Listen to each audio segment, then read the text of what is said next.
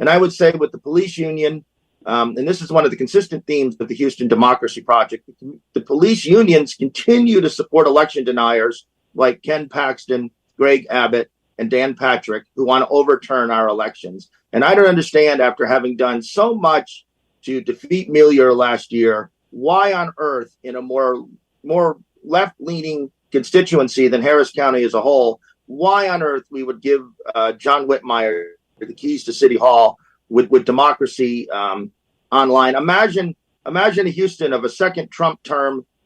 Ken Paxton is the state AG, and then we have as a mayor someone who's so close to the police unions. I don't know why we would do that to ourselves. I don't know either. I endorse based on policy and based on what I think someone will do for the working class. That is my passion. That is what I have committed myself to do.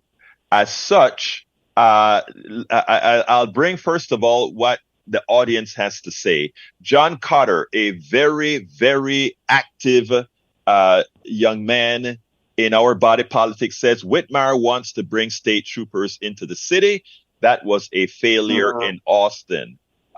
John Carter also said it's no longer D versus R's. It is democracy versus authoritarianism. The 2023 election may advertise being nonpartisan, but it's truly Democrats versus those that refuse to election results.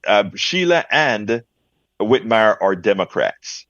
There are certain limits where you don't go. And one of the limits is you don't get your support from election deniers. You don't get your support from billionaires who go ahead. And I asked, I should have queued it up. Whitmire was interviewed by Houston Matters on PBS. And I sent an email in. Daniel sent me a note and said, hey, Egberto, this guy's going to be on. You may want to try to see if you can get a question answered. So I sent an email. And the one email that they took was luckily mine.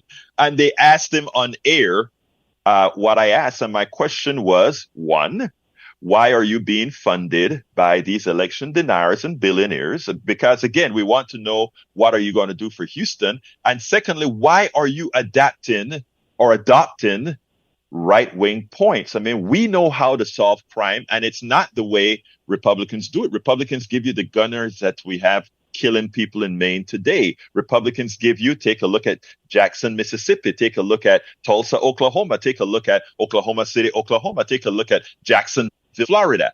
That is the type of crime rates that you get under Republican control. So henceforth, for Houstonians, in my humble opinion, and then I'll let you talk, Bard, I can't see why anybody would vote for a conservative Democrat to run a progressive city.